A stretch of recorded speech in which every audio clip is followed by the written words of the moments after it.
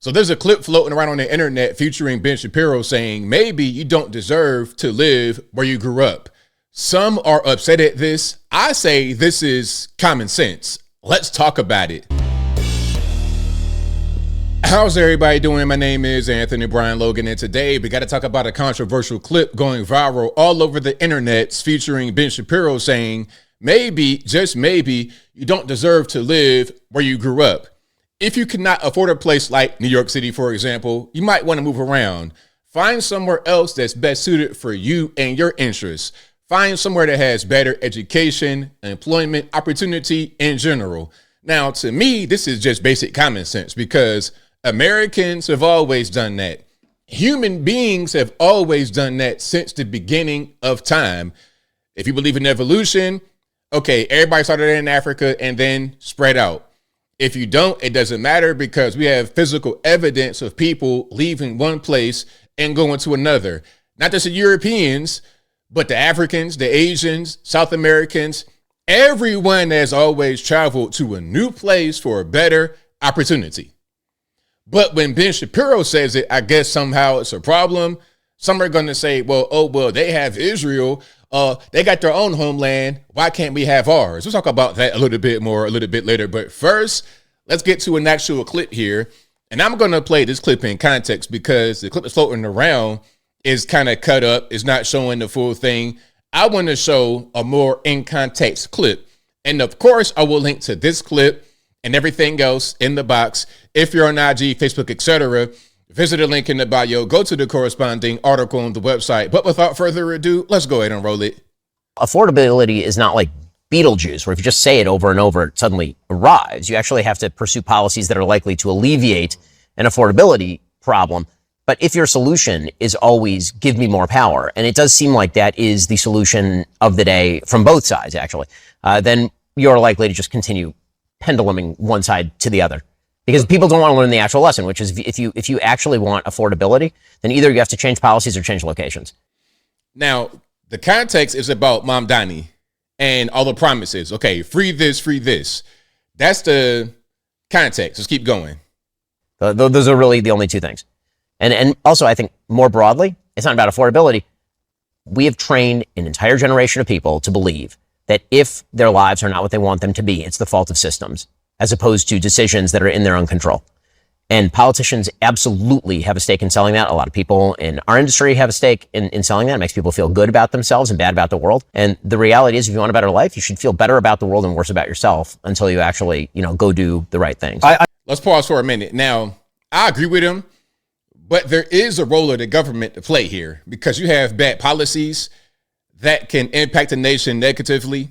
Like, for example, Cuba with the communism. Okay, if you got communism going on, that's going to be a really big hurdle to try to overtake. Now, we don't really have that in the United States yet, which is why it's important to stay on top of that. Don't allow a Mom Donnie to come in and usher in communism. Go do the right things. I broadly, generally speaking, as a matter of principle, agree with you. But I mean, I was looking around at property prices, real estate prices in New York. I'm doing pretty well for myself. I feel kind of poor looking at those things. Oh, no, it's unaffordable. And I'm not saying it's not affordable. Right. It absolutely is unaffordable. And if you wanted to make a political difference, what you would do is you would relieve the building regulations. You would make it easier for people to build, not harder. You wouldn't rent control, because if you stop rent controlling, then that creates incentive for people to build. You would allow people to build up further.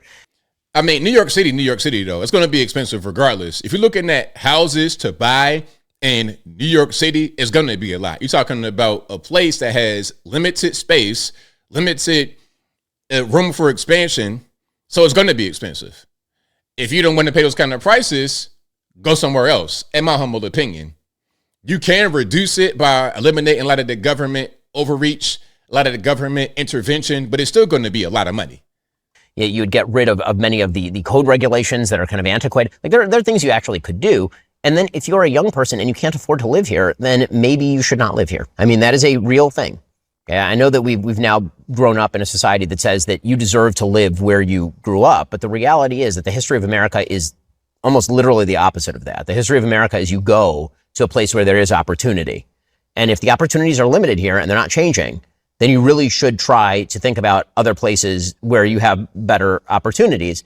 Again, that's not saying that public policy can't change. I think it can, but I think that the solutions being offered are untenable. Now let's go back. Now that part right there about if you cannot afford to live here meaning New York City specifically, then maybe you should look to somewhere else. Now that part has people upset. I don't see why anybody's upset. They shouldn't be, because it's the truth. And again, like I said from the beginning, Americans have always done that. Human beings have always done that. The Europeans did it when they came here and created America and Mexico and other places around the world. They left their hometown in Europe to explore the new world and create new people, new languages, new countries, new everything. But now you got a bunch of these entitled 28-year-old men in their mom's house afraid to leave and pulled up the USA. You should embody the spirit of your ancestors and go travel and find new ways to get to what you want. Some are going to say they can't afford it. How much cash do you think your ancestors had when they came here from Europe? Like, give me a ballpark on that one, but I digress.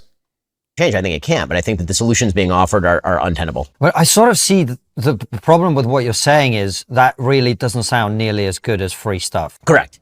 The third grade presidential campaign continues to win. It's undefeated, right? Free ice cream, free busing, free childcare, and free money paid for by somebody else. Well, what's likely to happen if Mamdani were to get his way? And he's not going, like, I think that the success of the Mamdani administration relies on him not being able to do anything that he says he's going to do. If those things happen that he wants to happen, he's going to empty out the city. It'll destroy the city. If he doesn't get those things, then it'll be really pleasant for him politically. He'll be able to blame the system for not being able to get done what he wants to get done. So the problems will stay the problems, but he'll just rail against the city. He'll be a perennial outsider, even as mayor. Yeah, exactly. The same kind of thing Bernie Sanders is doing. Bernie Sanders is 1,000 years old talking about the millionaires and the billionaires. Well, not the millionaires anymore, because he's a millionaire now with multiple properties. He's doing really well for himself. Probably got a nice big fat stock portfolio. So now it's not really about the millionaires. It's about the billionaires. Oh, okay. That'd be your rallying cry until you die. That's pretty much how he makes a living for himself. Okay, going around talking about that kind of stuff. And Mamdani might be the guy who carries Bernie Sanders' torch. Maybe AOC wanted to carry it, but it's going to be Mamdani because he's a man. Now, there is a little bit more I want to say. First of all, what Ben was saying there, I agree with, as far as if you cannot afford to live in New York City, you might want to go somewhere else. You're not entitled to live where you grew up. Like, that's not really your thing. Let's talk about me, for example. I know I'm just one person, anecdotal, whatever. Okay, I'm just going to give you an example of an average everyday American. And my experience is not necessarily that uncommon. I have lived in 12 different homes in 3 different states in my lifetime. Okay, West Virginia, Virginia, and Tennessee. And I'm probably not done yet. I don't think right now I'm in my forever home. Maybe I am, but maybe I'm not. Maybe I'll go to Georgia specifically. Maybe I'll go to Texas. I don't know what I'm going to do. A different country, who knows? Who knows what the future holds? In the future, a different country might be a beacon. It's like, yo, come on. It's good over here. Good weather. Everything is okay. If it makes sense, then I'm going to take the opportunity and go out there and make that happen. Nobody throughout, no people throughout the history of civilization have just stayed in one place. That's not really a thing. I mean, I guess some have, but these are like small groups. They don't really make waves. You know, you might have a little fishing village on an island somewhere, and they just live among themselves. And that's okay. Nothing wrong with that. But if you really want to be truly, quote unquote, progressive, you want to advance humanity forward, then you got to move around. You got to meet new people. You got to experience new things. You got to learn new languages. That's just part of the human experience. In America, we have gone from place to place because remember, at first it was 13 colonies on the East Coast. Virginia, where I'm from, where it all started. And then you, all of a sudden, you get your Tennessees, and then you get your Mississippi River. You go west of that. And now Texas coming to the picture, and then you get California, and then Alaska, Hawaii. We have moved from our hometowns here and on this land to further the U.S. The Europeans have done that, and they've famously done that. The Russians that exist today in Moscow and whatnot, they were originally from Kiev, Ukraine. They went out and went to Moscow to create Russia, to create more of a land for the Slavs. That's what they did. That was an intentional thing. The Swedes went all over the whole world. They were here in America. They went all over Europe. A lot of Northern Europeans, not just Swedish, have Swedish blood in them. Look at the Filipinos. Of course, you see what they're mixed with, the Chinese, the Portuguese, and the natives look kind of like me that were like 4 foot tall. That is the reality of those people.